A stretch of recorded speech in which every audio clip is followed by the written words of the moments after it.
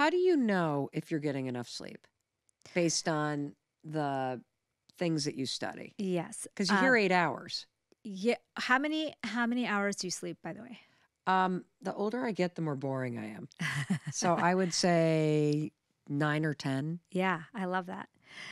People who sleep less than 6 hours have higher mortality. They have lower mood, and they are hungrier, as we said, with the leptin. Huh. What you want to do is really to realize how much sleep you need is when you sleep without an alarm.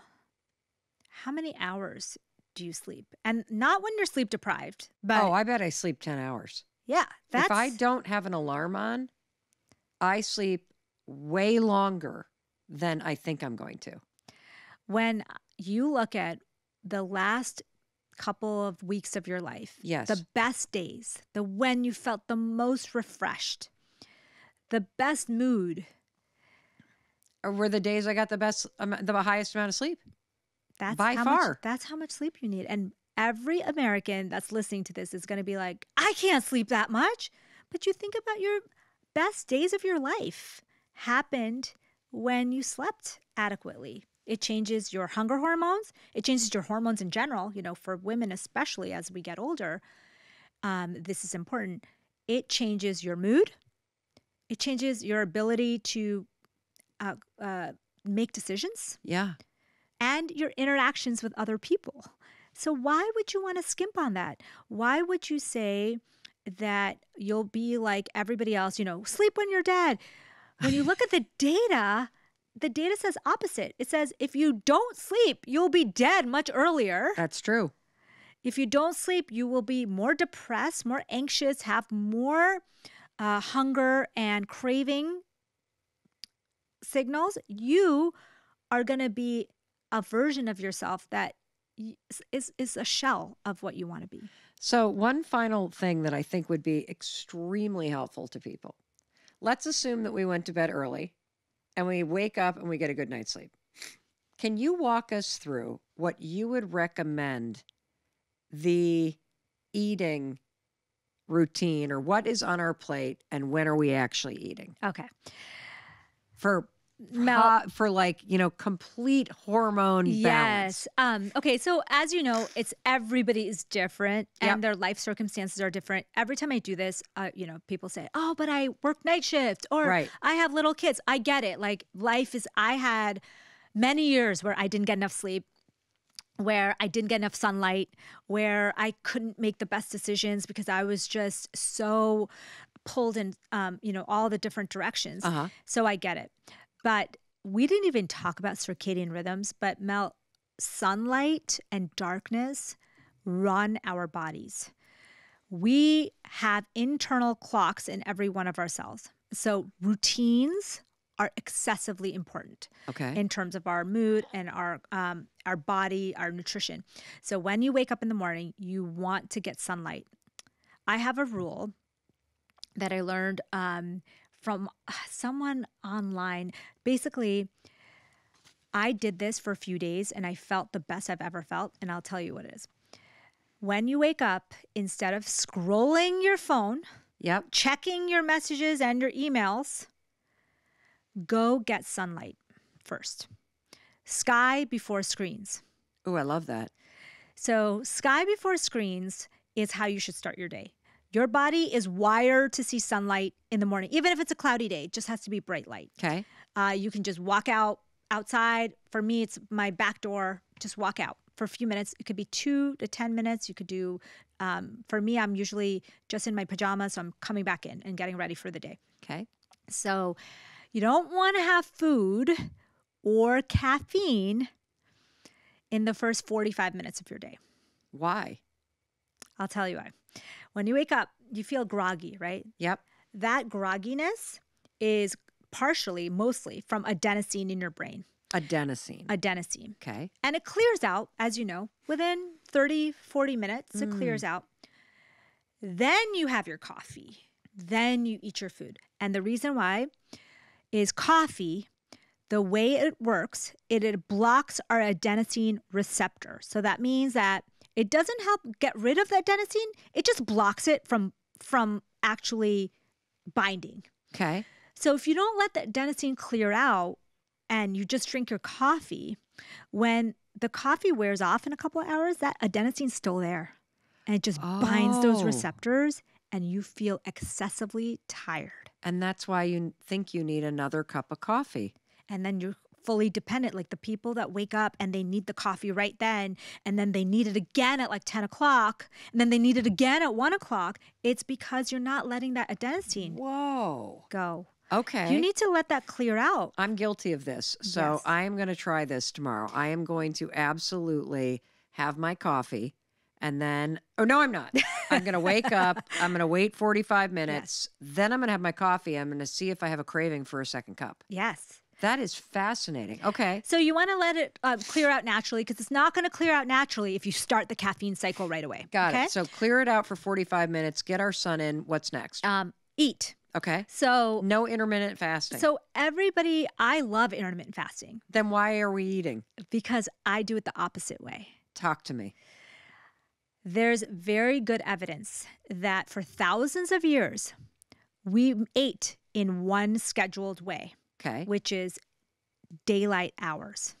Oh. There was no microwaves, Uber Eats, they had a fire and you'd maybe eat an hour or two after sundown. That's it, right? Yep. You are not snacking at midnight. There's nowhere to store the food thousands of years ago.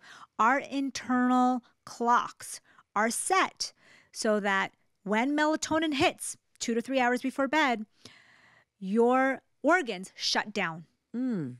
You cannot process sugar as well as you did. You can't take it into your muscles. You are not you're not releasing digestive enzymes. So basically, when you're eating late at night, you're waking your body up in the middle of the night and asking it to do a math problem. Your body is going to be like, I don't want to do this.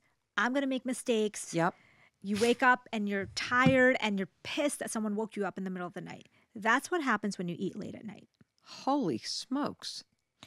You put your body in conflict with itself. Yeah, and so intermittent fasting, everyone's doing it the wrong way. They're eating way late into the night, and then they don't eat all day when the sun is out, right? Like that's the time that your body's ready for food, right? So ideally, you wait an hour because nobody needs to be eating every minute of every day. Yep. Americans we just eat 14 to 16 hours a day. It's just too much, right? So you wake up, maybe you get some movement in, you get your sunlight, you eat about an hour or two even after you wake up. You don't Okay. need to push it to 2, 3, 4 o'clock. Like people are doing this thing. There's good evidence that skipping meals is actually bad for you and that people who do it habitually actually have worse health outcomes, okay? Got it. So eat your breakfast. You want to have a high dopamine breakfast. Yep. Let's have, cottage cheese, eggs, tofu scramble, veggies, nuts, berries. Okay. Great. When do I eat next? Then you Because I'm already hungry. Well, no. Am I hungry right now? Yeah. Would I eat vegetables? I would eat vegetables There right you now. go. So Then that you're must hungry. mean I'm hungry. But I got to have a glass of water first, and then I'm going to ask myself that again. Yes. So See, I'm learning. Then you tune in with the inner Mel, the Yep. brain gut Mel. Yep. Okay. So then you can eat when you're hungry. Again, you can use your inner cues. It could be 12, could be 1, whatever your inner cues. Okay. You'll notice your ghrelin is set to on a timer. Every day you'll get hungry at the same time. So hello, ghrelin. Yeah. It just dumped on. It just I think dumped on me. Yeah. So what do you eat for lunch? So basically, lunch is a chance for you to get the healthier you eat earlier in the day, the better your chance of sticking to it. So Okay. they always say exercise and eating healthier foods, breakfast and lunch is your best chance. So for me, Okay. I automated, and I had already talked to you when we had talked before that I try to eat the same things every day. So what do you eat for lunch? So I eat a salad for lunch. I usually put a protein source on it. It could be different beans, nuts, it could tofu, you could do eggs, you could do salmon, whatever you want. Protein and veggies. A salad with protein on it. And I always have a fermented probiotic food with my lunch because that's the best time for you to get in at least 1 to 2 servings of the kimchi, of the sauerkraut. It could be kombucha for a drink, apple cider vinegar in your dressing. Yep. So that's when you have the best chance. Really simple. It Okay. can be very simple. And then your dinner is when you want to eat. If you are Serotonin, someone, baby. yes, you're learning. I'm paying attention. So if I know it's not sexy to say eat carbs, but carbs actually can be very healthy for you, especially in vegetable form, sweet potato, quinoa, whatever it is. You can eat that later in the day if you want to have that big boost of serotonin. And what about snacks? If I'm like legit hungry, but I'm not really craving anything, Yes. but I'm legit hungry midday, what's your go-to snack? So remember that protein has this effect on your body that it tells your hunger hormones to stop. So if you want more leptin, eat more protein.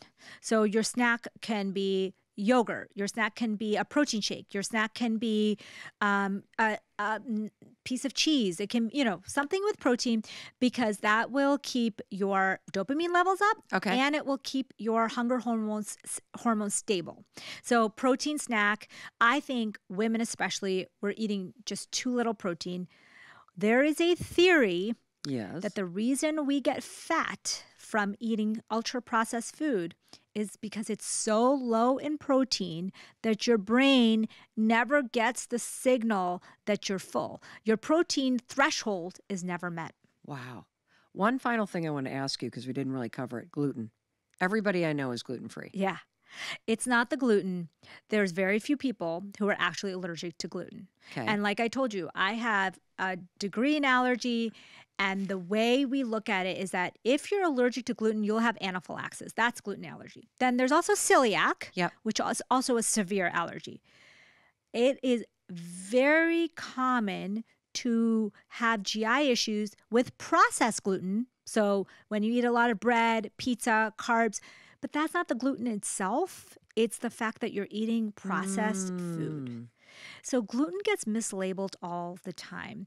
What I say to people is go gluten-free for a few weeks, 3 to 4 weeks. Okay. See how you feel.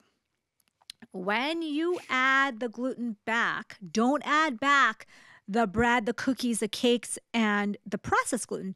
Add back a small wheat bulgur, like in a salad. Okay. Add back a healthy sourdough bread. Okay. Add back, wheat in small, unprocessed amounts, and then see how you feel.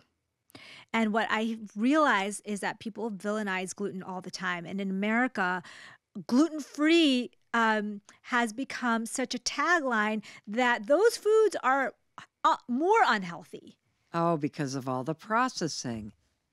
Look at you, Dr. Amy. Is there anything else on this topic that we did not get? I think we covered so much. I think, like you said, and I have taken this to heart, is that there's no pill that's going to save you. There's no person that's going to save you. When you learn about all this, when you actually listen to your own self, you're going to be the one who saves yourself. Well, Dr. Amy Shaw, let me just say thank you. Because without this information, we can't save ourselves. And you've explained the internal, extremely elegant but complicated systems inside of us so that it makes sense, so that we understand why these choices, these substitutions, why it actually matters. Like, that's my huge takeaway. I have never actually understood any of this at the level that you just explained. And that's an enormous gift. So thank you, thank you, thank you. These are the bane of my existence. Oh my God.